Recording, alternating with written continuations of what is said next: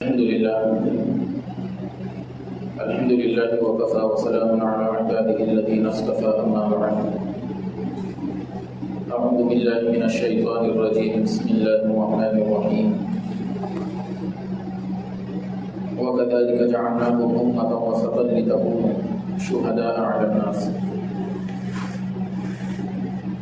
وقال في موضع آخر: إن عدة الشهور عند الله 12 شهرا في كتاب الله يوم خلق السماوات والأرض منها 4 حرم.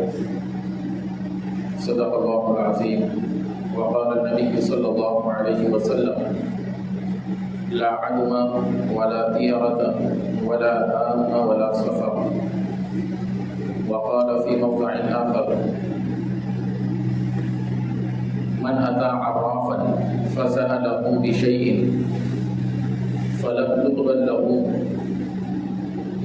صلاة 40 ليلة أو كما قال عليه الصلاة والسلام.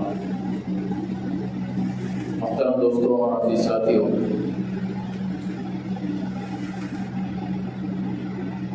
جیسا کہ میں اور آپ جانتے ہیں، اسلامی سال کے اعتبار سے یہ دوسرا مہینہ سفر المظفر کا مہینہ چل رہا ہے. ہمیں اس چیز کا بھی علم ہونا ضروری ہے، کیونکہ ہمارے عبادات کی جو تعریفیں ہیں، اسی طرح سے ایک مسلمان ہونے کے ناطے اسلامی تاریخ کا، قمری تاریخ کا ہمیں یاد رہنا یہ بھی فرض کفایہ ہے. اگر بالکل یاد نہیں رہتی یا نہیں رکھتے ہیں تو یہ ہمارے لیے بری بات ہے. تو اس چیز کا بھی خیال رکھیں کہ اسلامی تاریخ بھی ہمیں یاد رہے. تو یہ سفر المظفر کا دوسرا مہینہ ہے. پہلا محرم الحرام کا مہینہ، دوسرا مہینہ سفر المظفر کا. سفر کے معنی آتے ہیں خالی ہونے کے. اس سے پہلے بھی یہ بات بتائی جا چکی ہے کہ محرم الحرام کا مہینہ حرمت والے مہینوں میں ہوتا ہے، اور اس کا اہتمام مشرکین مکہ بھی کیا کرتے تھے. اپنے لڑائی جھگڑے اور جنگوں کو روکتے تھے، گناہوں سے بچتے تھے. جب سفر کا مہینہ شروع ہو جاتا تھا تو یہ تمام لوگ اپنے لڑائی جھگڑے جو رکے ہوئے تھے ان تمام چیزوں کے لیے اپنے گھروں سے نکل جاتے تھے. تو جس وقت ان مہینوں کا نام رکھا جا رہا تھا تو اس وقت محسوس کیا گیا کہ تمام لوگ اپنے گھروں سے باہر نکلے ہوئے ہیں اور سب کے گھر خالی ہیں. تو اس لیے عرب میں کہا کرتے تھے سفر المکان، کہ گھر خالی ہو گئے، کیونکہ گھر کے لوگ اپنے جو بچے ہوئے رکے ہوئے کام تھے ان کو کرنے کے لیے گھروں سے نکل چکے. تو سفر کے معنی خالی ہونے کے آتے ہیں. اس اعتبار سے اس مہینے کا نام سفر رکھا گیا. اس زمانے کے اندر بھی اور آج کے زمانے میں بھی سفر کے مہینے کو لے کر ہماری بہت ساری غلط فہمیاں ہیں، بدعقیدگیاں ہیں. سفر کا مہینہ منحوس سمجھا جاتا ہے. اس مہینے کے اندر کوئی نیا کام نہیں کیا جاتا، تجارت شروع نہیں کی جاتی، شادی بیاہ منگنی وغیرہ سے اپنے آپ کو روکا جاتا ہے. اور اسی طرح کی کئی ساری غلط فہمیاں اور بدعقیدگی ہمارے معاشرے کے اندر پائی جاتی ہیں. اس کو بہت برا سمجھا جاتا ہے. جبکہ خطبے کے اندر جو میں نے اللہ کے نبی صلی اللہ علیہ وسلم کی حدیث پڑھی، لا عدوى ولا طیرة ولا ہامة ولا سفر، اللہ کے نبی صلی اللہ علیہ وسلم نے اس حدیث کے اندر 4 چیزوں کو بیان کیا ہے. اور یہ چاروں ہی چیزیں ہمارے ذہنی اور خیالی وہم کے تعلق سے آپ نے بیان فرمائی ہیں کہ ہمارے ذہنی وہم اور خیالات ہیں، حقیقت اس کے اندر کچھ بھی نہیں ہے. تو بھی ترتیب ہم اس کو سمجھتے ہیں. لا عدوى، اللہ کے نبی صلی اللہ علیہ وسلم نے فرمایا کہ بیماری ایک دوسرے کے اندر صلاحیت نہیں کرتی. لوگوں کا یہ ماننا ہوتا ہے کہ بیمار کے پاس اگر بیٹھیں گے تو اس کی بیماری ہمیں لگ جائیں گی، اس لیے بیمار کے پیروں کے پاس بیٹھنے نہیں دیتے یا بیمار کے سر کے پاس بیٹھنے سے روکا جاتا ہے، اور یہ خیال کیا جاتا ہے کہ ان کی بیماری دوسرے کو لگے گی. اللہ کے نبی صلی اللہ علیہ وسلم نے فرمایا کہ چیزیں مؤثر حقیقی نہیں ہیں. چیزوں کے اندر جو اثر اللہ تبارک و تعالیٰ کی جانب سے آتا ہے تو اسی کے بعد وہ چیزیں اپنا کام کرتی ہیں. اس کے علاوہ کوئی چیز ذات اپنی طرف سے کسی کو کوئی نقصان نہیں پہنچا سکتی۔ تو ایک صحابی رضی اللہ عنہ جو دیہات سے تعلق رکھتے تھے، انہوں نے اللہ کے نبی سے سوال کیا، اے اللہ کے نبی، ہم نے اونٹوں کو دیکھا ہے جو ریگستان میں ہرنوں کی طرح بھاگتے اور دوڑتے ہیں، جب ان میں سے کوئی ایک اونٹ کو خارش ہو جاتی ہے، کھجلی لگ جاتی ہے، تو اس کی وجہ سے تمام اونٹوں کو بھی کھجلی لگ جاتی ہے، تو اس کا کیا مطلب ہے؟ یہاں تو بیماری ایک سے دوسرے میں سرایت کر جا رہی ہے۔ تو اللہ کے نبی صلی اللہ علیہ وسلم نے فرمایا، جو پہلے اونٹ کو بیماری لگی ہے وہ کہاں سے آئی؟ اس کو تو کسی دوسرے سے نہیں لگی۔ تو کہنے کا مقصد اللہ کے نبی صلی اللہ علیہ وسلم کا یہ تھا کہ اللہ تبارک و تعالیٰ کی اگر مشیت ہے، اللہ تبارک و تعالیٰ اگر چاہتے ہیں تو پھر وہ ہو جاتا ہے۔ اس کے علاوہ چیزوں کے اندر، وقت کے اندر یا بیماریوں کے اندر ایسی طاقت نہیں ہے کہ وہ اللہ کی منشا کے بغیر وہ اپنا اثر دکھائے۔ اس چیز کو ذہن میں رکھیے، یہ چیزیں ایک دوسرے کے اندر سرایت نہیں کرتی۔ دوسری چیز جو حدیث پاک کے اندر بیان کی گئی ہے، ولا تیرۃ، فال نکالنا، بدشگونی لینا۔ اس چیز کے بارے میں اب بھی بہت زیادہ یہ کیا جاتا ہے، اور زمانے جاہلیت کے اندر تو یہ چیزیں بہت عروج پر تھی۔ جب بھی کوئی کام کیا کرتے تھے تو اس کے اندر فال نکالا جاتا تھا۔ اس کے کئی طریقے تھے۔ ایک طریقہ تو یہ تھا کہ بندہ کوئی کام کرنا چاہتا تھا تو کسی پرندے یا جانور کو ہانکتا تھا۔ وہ پرندہ یا جانور اگر سیدھی طرف چلنے لگے یا سیدھی طرف اڑ جائے وہ پرندہ، تو سمجھتے تھے کہ یہ کام ہمارے لیے بابرکت ہے، یہ کرنا چاہیے۔ اور اگر وہ جانور یا پرندہ بائیں طرف کو جاتا تھا، بائیں طرف کو اڑتا تھا، تو سمجھتے تھے کہ اس کام میں خیر نہیں ہے، ہمیں یہ کام سے رکنا چاہیے۔ اسی طرح سے ایک اور طریقہ ان کا یہ تھا، کہا جاتا ہے کہ کعبۃ اللہ کے اندر ایک چیز رکھی ہوئی تھی، ایک تھیلا یا کوئی چیز رکھی ہوئی تھی، اس کے اندر تین رکھے ہوئے تھے۔ ایک کے اوپر لکھا ہوا تھا امرنی ربی، میرے رب نے مجھے حکم دیا ہے۔ دوسرے تین پر لکھا ہوا تھا منعنی ربی، میرے رب نے مجھے اس چیز سے روکا ہے۔ اور تیسرا خالی تھا، اس پر کچھ لکھا ہوا نہیں تھا۔ وہ اس تھیلے میں سے نکالتے تھے اور اس پر دیکھتے تھے کیا لکھا ہوا ہے۔ اگر امرنی ربی ہوتا تو وہ کام کرتے اور اس کو خیر سمجھتے، اور اگر منعنی ربی ہوتا تو اس چیز سے رک جاتے۔ اور اگر وہ تیر نکلتا جس کے اوپر کچھ بھی لکھا ہوا نہیں ہے تو پھر ڈبل سے یہ کام اور کر دے۔ تو اس طرح کا فال نکالنا شریعت کی اس کے اندر کوئی حقیقت نہیں ہے۔ اللہ تبارک و تعالیٰ نے قرآن پاک کے اندر بار بار کہا ہے وَمَا تَشَاءُونَ إِلَّا أَن يَشَاءَ اللَّهُ، کہ اللہ کی اجازت کے بغیر، اس کے چاہے بغیر ایک ذرہ بھی اپنی جگہ سے حرکت نہیں کر سکتا۔ تو ان پیروں کی اور ان پرندوں اور جانوروں کی کیا حقیقت ہے؟ اور اگر ہم ان چیزوں کا سہارا لیتے ہیں تو یہ ہمارے بدعقیدگی اور کمزور ایمان ہونے کی علامت ہے، اس سے بچنا چاہیے۔ اسی طرح سے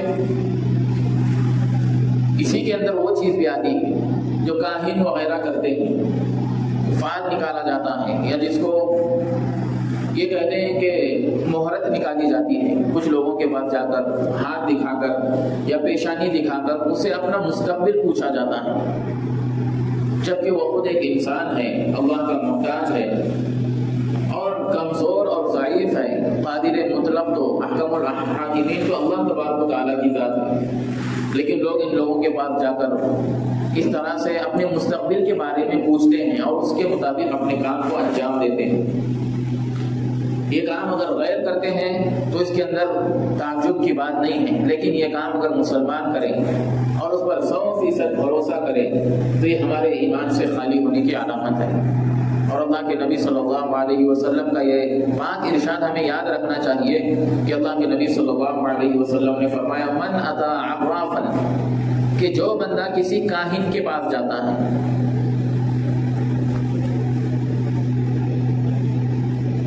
کاہن جس کو آج کے زمانے میں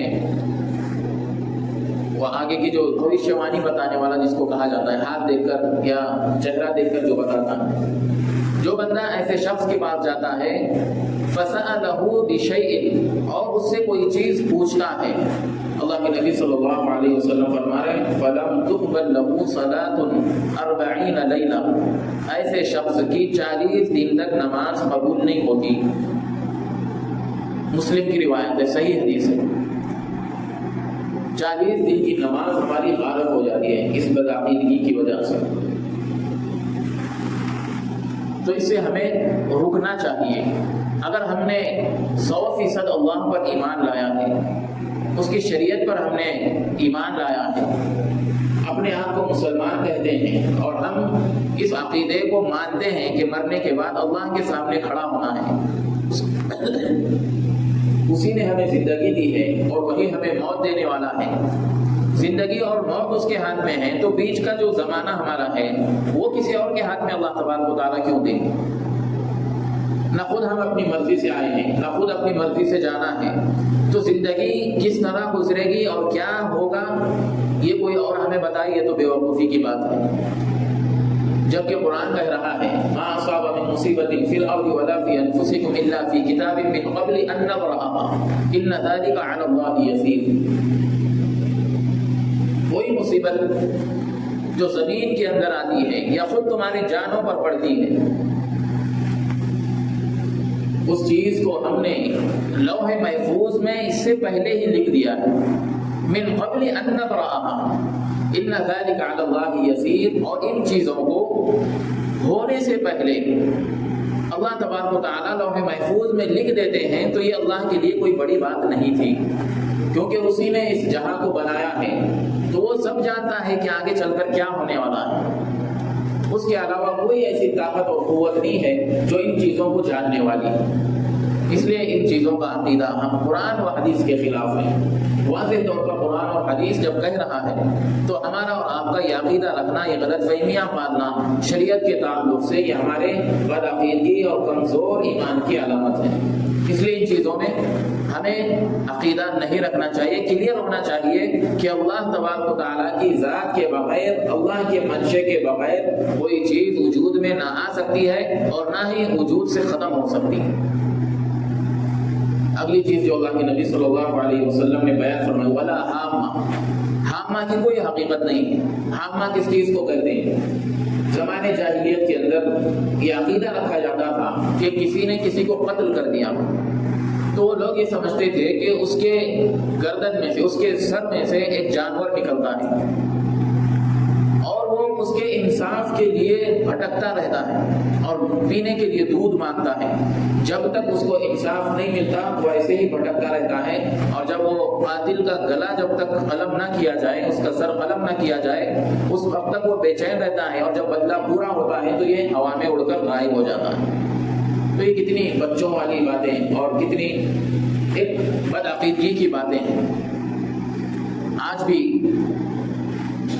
جو شریعت اور ایمان کو ماننے والے نہیں ہیں ان کا بھی اسی سے کچھ ملتا جلتا عقیدہ ہوتا ہے۔ جب کوئی مر جاتا ہے تو دوسرے یا تیسرے دن اس کی قبر پر یا اس کو جہاں پر جلایا جاتا ہے وہاں پر بہت ساری چیزیں پکا کر لے جائی جاتی ہیں اور ساتھ میں ایک گائے کو لے جایا جاتا ہے، اور وہاں جا کر وہ پکائی ہوئی جو پکوان ہے وہ چیزیں گائے کو کھلائی جاتی ہیں۔ اگر وہ گائے کھا جاتی ہے تو یہ اس سے فال نکالا جاتا ہے کہ مردہ جو تھا ابھی اس کی جینے کی چاہت تھی، اور اگر وہ گائے نہیں کھاتی اس اناج کو، اس پکوان کو، تو یہ سمجھا جاتا ہے کہ اس کی اب جینے کی کوئی اچھا اور چاہت نہیں تھی۔ جب چاہت تھی وہ اس گائے نے اگر کھا لیا تو پھر اس کے لیے ان کا کچھ طریقہ ہوتا ہے، وہ کر کے اس کے آتما کو شانتی پہنچائی جاتی ہے، اس کے روح کو کچھ یہ پہنچایا جاتا ہے۔ تو یہ غیروں کا طریقہ ہے، یہ زمانے جاہلیت کے اندر اس چیز کو مانا جاتا تھا، جبکہ اس کی کوئی حقیقت نہیں ہوتی ہے۔ اللہ کے نبی صلی اللہ علیہ وسلم نے صاف طور پر تاکیدی طور پر فرمایا ولا حامہ، کہ حامہ کی کوئی حقیقت نہیں ہے۔ جب انسان مر جاتا ہے تو اس کی روح جب تک فرشتے لے کر نہیں جاتے وہ مرتا ہی نہیں، جب فرشتے روح نکالیں گے تو پھر یہاں کیا بھٹکے گی؟ روح تو فرشتے آسمانوں پر لے جاتے ہیں، یہاں تو صرف جسم پڑا رہتا ہے۔ تو یہ سراسر غلط عقیدہ ہے۔ اور آخری جو چیز اللہ کے نبی صلی اللہ علیہ وسلم نے فرمایا اور جو آج کا اہم موضوع ہے ولا سفر، کہ سفر کے اندر منحوسیت کی کوئی شرعی حیثیت نہیں ہے۔ ہم لوگ اس مہینے کے اندر اچھے کام کو برا سمجھتے ہیں، شادی بیاہ کو برا سمجھتے ہیں، کسی نئے کام کو شروع کرنے میں یہ سمجھتے ہیں کہ یہ کامیاب نہیں ہوگا، شادی کرنے کو سمجھتے ہیں کہ یہ شادی نہیں چل سکتی، طلاق ہو جائے گا، جبکہ اس کی کوئی حیثیت نہیں ہے۔ اللہ کے نبی صلی اللہ علیہ وسلم کے زمانے میں سفر کے مہینے کے اندر کئی مبارک کام ہوئے ہیں۔ خود اللہ کے نبی صلی اللہ علیہ وسلم نے 2 ازواج سے سفر کے مہینے میں نکاح کیا ہے۔ اگر یہ چیز منحوس ہوتی اور اللہ کے نبی صلی اللہ علیہ وسلم کا ہر عمل وحی کے مطابق ہوتا تھا، کئی ازواج کے ساتھ نکاح کا پیغام اللہ نے وحی کے ذریعے بھیجا تھا کہ آپ ان سے نکاح کرو، تو اگر یہ چیز بری ہوتی، اس کے اندر اگر خیر نہیں ہوتا تو اللہ تعالیٰ آپ کو نہیں روکتے، ضرور روکتے۔ لیکن اللہ کے نبی صلی اللہ علیہ وسلم سے اس چیز کا ثابت ہونا اس بات کو واضح کرتا ہے کہ اس چیز کے اندر بذات خود کوئی برائی نہیں ہے۔ حضرت ماریہ قبطیہ اور غالباً حضرت میمونہ رضی اللہ عنہا، ان 2 عورتوں سے اللہ کے نبی صلی اللہ علیہ وسلم نے اسی مہینے کے اندر نکاح فرمایا، اور دیگر عورتوں سے آپ کی کوئی اولاد نہیں ہوئی سوائے حضرت خدیجہ کی، لیکن حضرت ماریہ قبطیہ سے آپ کے لڑکے پیدا ہوئے، حضرت ابراہیم انہی سے تھے۔ تو زمانے کے اندر، وقت کے اندر، مہینوں کے اندر کوئی برائی نہیں ہوتی۔ اسی طرح سے حضرت فاطمہ رضی اللہ عنہا کا ایک روایت کے مطابق سفر کی سن 2 ہجری میں سفر کے مہینے کے اندر حضرت علی کرم اللہ وجہہ سے نکاح ہوا۔ کیا یہ نکاح منحوس ثابت ہوا؟ ہرگز نہیں ہوا، جبکہ اللہ کے نبی صلی اللہ علیہ وسلم کی نسل جو آگے بڑھی ہے اسی نکاح کے ذریعے سے بڑھی۔